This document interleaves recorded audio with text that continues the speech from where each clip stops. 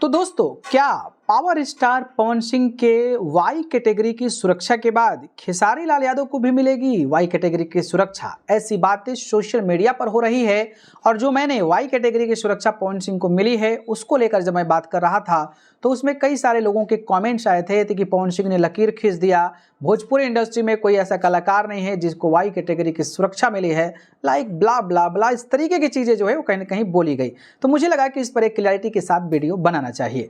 तो सबसे बड़ी बात यह है कि देखिए, देश में भारतीय जनता पार्टी की सरकार है, देश का गृह मंत्री, देश का प्रधानमंत्री, देश के तमाम मंत्री जो है कब्जे में, तमाम जो पूरा का पूरा एजेंसीज हैं वो बीजेपी के खाते में है। बिहार में भी बीजेपी की सरकार है। अब रही बात पवन सिंह, तो पवन सिंह जो हैं बीजेपी का हिस्सा नहीं थे लेकिन वो शामिल हुए, उपेंद्र कुशवाहा से मिले और गृह मंत्री अमित शाह से मुलाकात करना, मतलब समझ रहे हैं, छोटे मोटे नेता के तौर पर नहीं देखा जाएगा। पवन सिंह बड़ा नाम है भाई, तो जाकर जेपी नड्डा से मिले, अमित शाह गृह मंत्री से मिले, तो ये अपने आप में बड़ी बात है। उसके बाद कांड हो गया, कांड हुआ कि ज्योति सिंह जो है जिस तरीके से फूट पड़ी, जाकर उनके लखनऊ स्थित अपार्टमेंट में जिस तरीके का पूरा हंगामा हुआ, तो ये अपने आप में बड़ी बात है। और बीजेपी इस चीज़ को बैलेंस्ड करने के लिए, खबरों को और भी ज़्यादा प्रमुखता के साथ चलाने के लिए इस तरीके का सिक्योरिटी दे दी। भाई चलो ठीक है, इस पर आप बातें करें। और पवन सिंह देखिए स्टार प्रचारक हैं, जहाँ भी जाते हैं 50,000 60,000 लोगों की भीड़ इकट्ठा कर सकते हैं, वो ताकत है बीजेपी के लिए। राजपूत समाज से आते हैं और उनकी वजह से कितने सारे सांसद हार गए ये बखूबी आप जानते होंगे।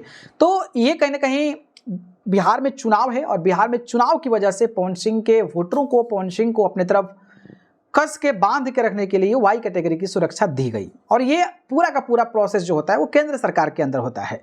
केंद्र सरकार चाहे तो एक कुत्ता को भी वाई कैटेगरी की सुरक्षा दे सकती है। तो ये वाई कैटेगरी की सुरक्षा सरकार देती है। आपको पता होगा कि अखिलेश यादव की सिक्योरिटी भी हटा दी जाती है। अब अखिलेश यादव देश के तीसरे बड़े सबसे नेता हैं, उनकी जो है सिक्योरिटी हटा देती है। तो ये केंद्र सरकार की मॉनिटरिंग होती है।